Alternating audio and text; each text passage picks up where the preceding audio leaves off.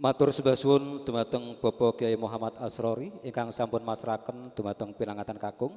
Mugia adosaken paseduluran sak lami-laminipun amin amin ya rabbal alamin. Para kakung semana boten ingkang dahat kinurmatan, kita lajengaken adicara kang kaponco angka gangsal nonggih atur panampi saha atur pambagi harja wonten kalodhan punika badhe katuraken panjenenganipun Bapak Kyai Agus Sya'roni sarjana pendidikan. Pramila dumateng Bapak Kyai Agus Sya'roni wekdal kula aturi sumangga.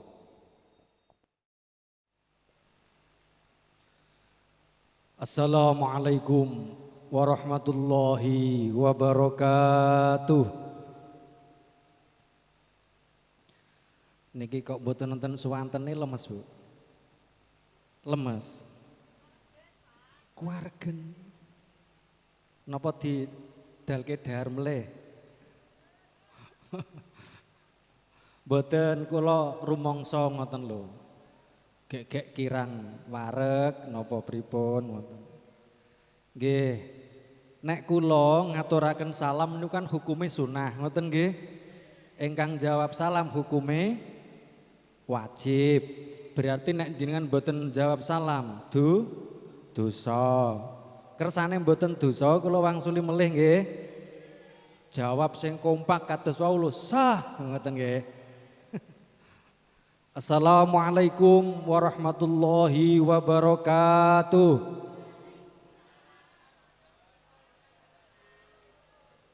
Pak Ari, rombongane jenengan carane kudune diweden-wedeni sik.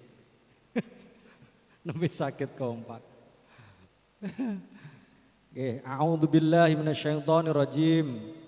Bismillahirrahmanirrahim. Alhamdulillahilladzi khalaqa minal ma'i basyara faja'alahu nasabau wa sihra wa kana rabbuka qadira. Asyhadu an la ilaha illallah wahdahu la syarikalah wa asyhadu anna Muhammadan abduhu wa rasuluh. Allahumma sholli wa sallim wa barik ala sayyidina Muhammad wa ala alihi wa ashabihi wa sallim tasliman katsira. Amma ba'd. Nuwun kawula nuwun kunjuk wonten ngersanipun para pepundhen, para sesepuh, bini sepuh, aji sepuh saha ingkang dipun sepuhaken. Ingkang boten kuwawi kawula sebat setunggal lan setunggalipun. Ingkang pono ing pamawas mewah lebdo ing pitutur ingkang pantes pinundi pundi. Julasaul kurama al-aizza wal fudola, sagunging para alim, para masyayikh, para kiai, para ibu nyai ingkang rinten dalu tansah sumanding kitab suci wahyuning ilahi, ingkang pinangka panuntun kiblating panembah, ingkang yekti luhur ing budi. Pangemban pangbating praja satyaning negari, ingkang minangka pandam panduming kawula dasih, ingkang pantes tinulat tinulada. Kadang besan keluarga ageng saking Bapa Sumar sak kukuban dalah sedaya pandherek pangombyong, temanten kakung ingkang mijil saking Laladan Bandung Harjo Donoraja Jepara ingkang winengku ing pahormatan. Para rawuh sami kakung Sumawana putri ingkang satuhu bahagia mulya.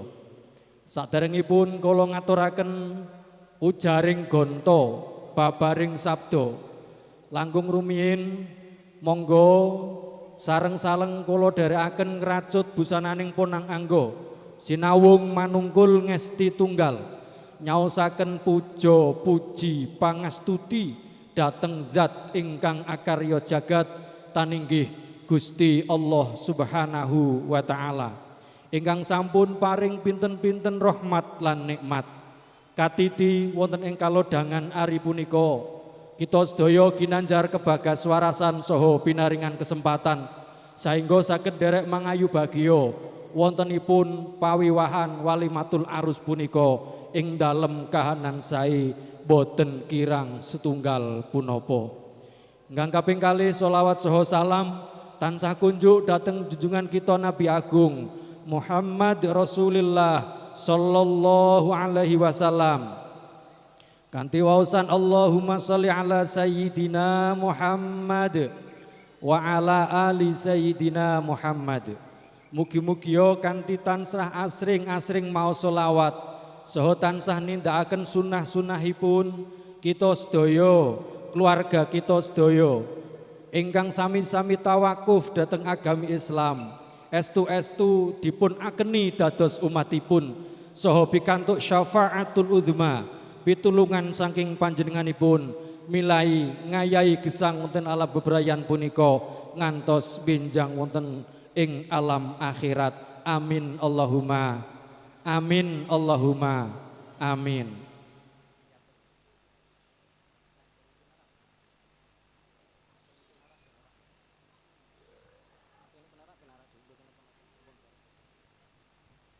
Niki ngapunten Pak Dene kula kan pinarak mawon nggih Pak Bu nggih. Nggih. Jane kula niku mun cekak mawon napa tak tampa kabeh rut sepisan pun dados. Nek masrahke paling rini-rini ngoten nggih Bu. Nggih. Saterasipun para rawuh sami kakung sumawon putri ingkang winengku ing pahormatan, ing mriki kula minangkani siling salira talanging basa saking kadang sepuh kula taninggih Pak D Kusmin Dalah garwa kinasih sepindah ngaturaken ahlan wa sahlan bihudurikum. Sugeng rawuh, sugeng pinarak wonten ing papan panggenan punika. Pak D Kusmin Dalah garwa kinasih estu ngaturaken matur suwun ingkang tanpa winates dateng keluarga ageng saking Bapa Sumar Dalah sak penderek pangombyong temanten kakung ingkang sampun kersa nglodhangaken wekdal nilar jejibahan saperlu derek paring pahormatan wontenipun pawiwahan walimatun arus punika. Wontene Pak D Kusmin Dalah garwa kinasih dalah sedaya keluarga alit wonten mriki boten saged paring piwales punapa-punapa. Mugi-mugi rawuh panjenengan sedaya ingkang sampun kersa marak sowan ngabiyantara saking laladan Bandung Harjo jumujuk wonten ing ujung watu punika estu-estu kapirsanana dening Gusti Allah, dipun catet dening Gusti Allah dados amal ingkang sae, amal ingkang sholih tansah pikantuk ridhanipun Allah saha pikantuk piwales ingkang langkung sae katimbang kesainan-kesainan ingkang panjenengan sami lampahi dinten punika kanthi waosan doa jazakumullah khairal jaza wa jazakumullah khairan katsira min haitsu la yahtasib. Amin Allahumma amin. Kejawi saking punika Pak D kula Kusmin Dalah garwa kinasih saha sedaya keluarga alit wonten ing mriki ugi nyuwun pangapunten ingkang sak kathah-kathahipun mbok bilih anggenipun nampi rawuh panjenengan sedaya, anggenipun paring pahormatan dhateng panjenengan sedaya sajak wonten perkawis-perkawis ingkang kirang nuju prana dhateng penggalih panjenengan sedaya imma saking Subasita, Solah Bawa, Pasugata lan sanes-sanesipun. Mila lumantar kaula Pak D Kusmin Dalah garwa kinasih estu-estu nyuwun agungipun Sih Samudra Pangaksama. Salajengipun ing mriki kula minangkani siling sarila tanging basa saking Pak D kula taninggih Pak D Kusmin Dalah garwa kinasih nampi sepindah salam taklimipun Bapa Sumar ingkang sampun kaaturaken lumantar kadang kinasih kula taninggih Bapa Kiai Asy'ari. Kang Jojo Asy'ari ora Asrori. Iku mau takon bubur nabang sampean tekan. Nggih. Kanthi pawangsulan waalaikumsalam warahmatullahi wabarakatuh.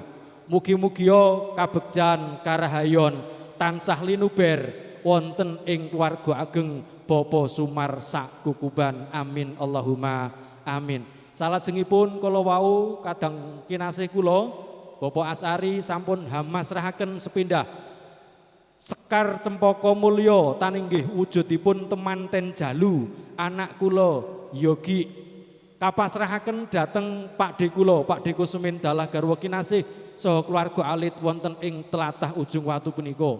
Mila kanthi waosan Bismillahirrahmanirrahim. Wala haula wala quwata illa billahil aliyyil azim. Anak kula Yogi estu katampi kanthi asta kalih kanthi bingah saha bombongipun manah badhe karengkuh kados dene putra priyangga boten kabedak-bedake pilih punika putra mantu insyaallah badhe kabimbing kakmong kanthi adat widiwidana ingkang lumampah wonten ing tlatah Ujung Watu punika saha badhe dipun tepang-tepangaken kalian sanak kadang mitra karoh ingkang wonten ing lingkungan menika. Salajengipun kala wau Bapak Asari hamasrahaken sanggan lamaran sekar penangsangan jambe suruh wa ala alihi wa ashabihi. Sedaya kala wau estu katampi kanthi asta kalih lan Pak Dekusumin saha garwa kinasih boten badhe mirsani. Insyaallah ora bakal diling-ilingi, Pak. Iki apa insyaallah boten. Ya boten dihitung ana pira insyaallah boten. Nggih. Saya katampi kanthi asta kalih lan mugi-mugi napa ingkang sampun kaparingaken dening Bapak Sumar dalah sakeluarga ageng saking tlatah Bandungharjo dadosa paningset dadosa tali asih dadosa sedekah ingkang saged ngencengi bebesanan ingkang sampun lumampah menika pesederekan ingkang sampun lumampah menika nek sakderenge wonten ijab kabul wau ijih wong liya nggih Pak Ari nggih Pak Sumar wong liya Dekusmin wong liya Sindi bocah liya Yogi ya bocah liya ananging sak sampunipun akdun nikah estu keluarga kekalih ingkang riyen kececer-cecer niki sak mangke sampun minunggal dados setunggal mila kanthi sedekahipun Bapak Sumar kala wau mugi-mugi ndadosaken sebab hanya babiyahana raketipun pesederekan keluarga kekalih punika antawisipun keluarga Bandungharjo kalian keluarga Ujung Watu saha nyababiyahana anak kula Yogi kalih anak kula Sindi dados keluarga ingkang sakinah mawaddah warahmah dados jodoh selawase lawas jodoh donya jodoh akhirat ora ana perkara apa wae sing iso misahno kejaba mung petate nyawa amin Allahumma ala niyatil maqasid wa daril mafasid wa jalbil masalih bi asraril Fatihah. Iya kana abdu iya kana nasta'in. Matur gunging panuwun. Wondene kala wau Bapak Asari sampun ngendikan bilih mangke sak paripurnanipun paewahan punika sedaya pandherek pangombyong temanten kakung saking tlatah Bandungharjo ngersakaken kundur. Mila Bapak Kusmin garwa kinasih dalah sedaya keluarga alit kang wonten mriki namung saged ngiringi kanthi iringan donga. Mugi-mugi sak bidalipun panjenengan saking mrika majelis jumujuk dugi Bandungharjo sowang selamet wilujeng lir ing sambikala ngantos dumugi dalemipun panjenengan piyambak amin Allahumma amin. Pak D niki pun alhamdulillah napa sing jenengan kuwatirke winginane niki ngapunten Pak wingi sempat bingung iki piye wong gawene bareng mosok engko nek bar resepsinan terus nganten wedok digawa lono lah kene dak terus kotong ngoten. Lah niki kepenake delalah bolo. Iya Pak Ari. Delalah bolo ndun akhire iso dirembuk. Pak D nggih kula rempun gampil D mangke dirembak. Ngantene wedok nek ape digawa engko tak baganane, tak cekelane. Pokoke piye rapi aja ngantek oleh digawa. Kula ngoten. Ben padha-padha ora kotong karena mriki nggih hajat, teng mrika nggih hajat. Akhire deal sampun mufakat kalau wau Pak Ari sampun ngendikan mangke jam 8:30 antawisipun tabuh 9 Sindi dipundhut betongilen. Lah ngeten iki mangke jenengan yo ora entuk kelah. Ya combok gawa wong iku anakku re mboten angsal. Sindi cak iki wis dadi weke ya Yogi wek has hak mutlak. Nggih ape diapa-apakno wis karepe. Ape dilumahno ape dikurepke wis Yogi. Kira teng mriko pun disiapi kamar mandi, Pak. Mpun. Nek dereng mangke sing sepuh ngalah nggih. Antarane 3 dinonan lah ngalah. Nggih, ngoten matur suwun semanten lan mekaten ingkang saged kula aturaken cacar caweting atur ingkang kalantur-lantur katula-tula. Kula manungsa limrah nyuwun agungipun sih samudra pangaksama. Wallahul muwaffiq ila aqwamit thoriq. Wal afu minkum. Wassalamualaikum warahmatullahi wabarakatuh.